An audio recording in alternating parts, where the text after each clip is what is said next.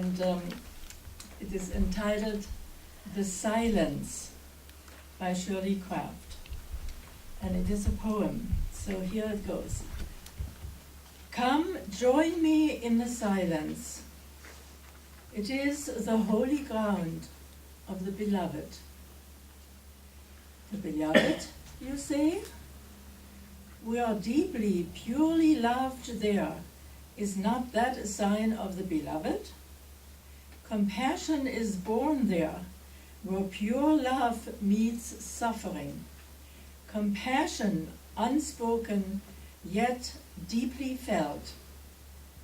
Jewels are found there. Strength, hope, peace, joy, love. Are these not jewels? How rich a ground, the silence.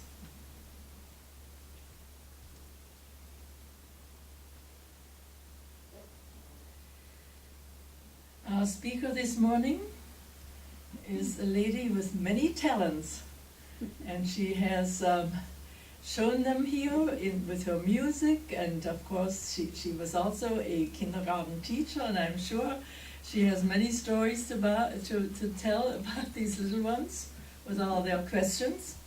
She is also, of course, active here at the teaching as a minister and speaker, speaking this morning to us about the topic Springing Forward with Love and Joy. Please help me welcome Reverend Elizabeth Brabant.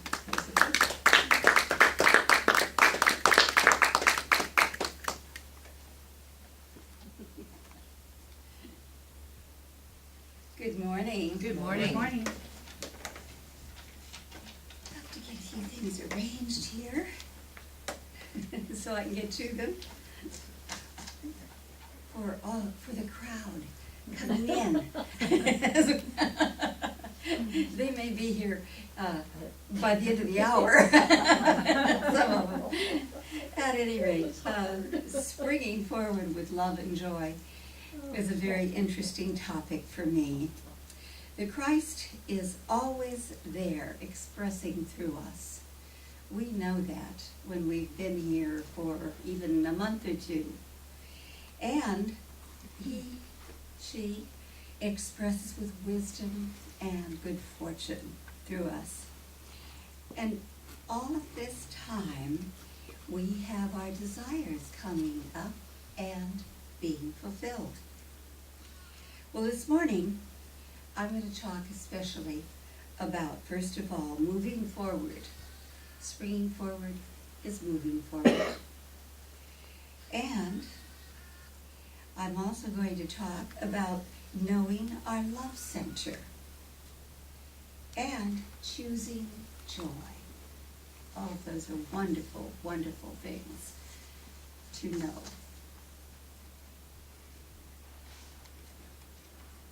Well, as I said before, springing forward is moving forward. So we are moving forward in our lives always. Moving forward, hopefully, to a higher consciousness. And I do believe that being here as often as we can, even if we have to have somebody bring us, is important. I know it's important to my consciousness. And with faith in God and faith in ourself, our Christ self, we have the courage to proceed. And of course, we're always guided by our Christ self. And we then have love and joy in our lives as we move forward. In Psalm 52:8, it says, I trust in the steadfast love of God. And I know that all of us here at the teaching do have that trust in the steadfast love of God.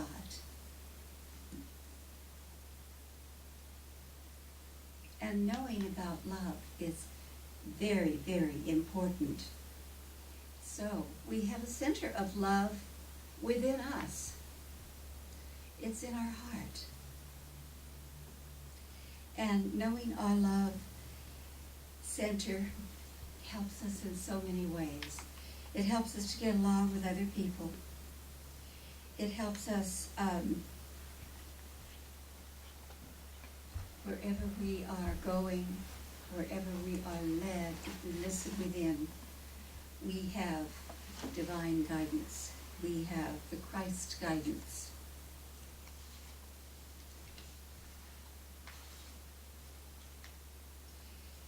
Love is also a harmonizer. It harmonizes us with everything around us. Patty and I were talking this morning about when people that we're around become hard to handle or how to get along with. Well, I really do believe that the answer is love. Sending them love. Sending them the Christ love. Because everyone is a Christ, even those that perhaps are a little difficult to get along with sometimes. And they need it more than anyone else. And so that is a way that I like to handle love in my life, is to send it out. And I mean, even if it doesn't have to be a problem person, it can be anyone, and all of us need more love in our lives. Is there anyone here that doesn't want or need any love? I don't think so.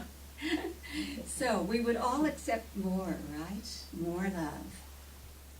Love is our true identity. And we realize this, and we know that we are already complete in love. We talk to ourselves gently and lovingly, and then we're able to send love to others.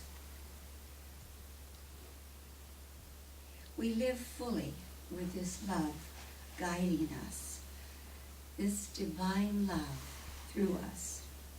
Our hearts are filled with love. We could change the whole world with love. If there's enough love on this planet, I believe that this world would be so much better off. So divine love fills our hearts and mind. We can change our world with love, and we can change the world with love. On my 80th birthday, I had a very loving experience. Because, and some of you were present, a few of you were present. It was at my daughter Patty's house, and people filled her family room and out into the living room, and to celebrate with me. It was so wonderful. And I had just an overwhelming feeling of love that day and afterward for quite a long while. And she made me a wonderful book. I didn't bring it, Patty. I don't think she really wanted me to bring it, but it's a wonderful book because in it she has, started off with all of my relatives, which are the 3 daughters first, and it was written in a way that would make anyone feel good.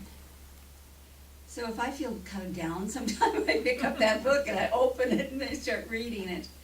And I am lifted to a new level of love, a new level of celebration of that love, the love that we all have and that we all need. And of course, thirdly, the thing I wanted to talk about this morning is choosing joy. We learn to create greater joy in our lives. We deserve to be joyful. Anybody in here that thinks they don't deserve to be joyful? I think we all do. And the more we love, that love helps fill our hearts and our minds with joy. And we feel joyous, we feel whole. And we may listen to joyous music or read funny or joyous books. we might even make a list of what we enjoy most. And look at that list often. I thought, okay, I'm gonna do what I recommended. So this is my list of things I enjoy. I'm not gonna read it to you and bore you with it, but I came up with 23 things that I thought of as I made this out. But I'm gonna look at it more when I have a little more time, because I'm sure there are other things that I forgot to list. So you might try that at home and just think about, like one of the things I noticed this morning, I put down here, I enjoy having all the dishes clean. And I didn't have time. I had about, maybe 5 things that I needed to wash. I just put them in the sink and I'll do it when I get back. Because I did not have time this morning, getting up a little earlier and everything. So, make your list filled with joyous things that you love to do. And look at the list often. And of course, if we don't feel joyous, it's time for prayer, right? When we do our prayers of healing any worry or dissatisfaction or fear, then we're back to love and joy. And our lives are filled with joy. You could never have too much joy in your life. Nobody wants to say, I don't want any more joy. Please don't give me any more joy. So, joy brings us personal satisfaction in our lives. And looking through our love scriptures, affectionately known as the pink books, I found a wonderful thing about joy. And it's on page 25. Yeah, 25. It's a small number down there. And this is what it says. Your joy makes a difference in the world. The world is changed by joyous people. Your happiness is contagious. Spread your happiness everywhere you go.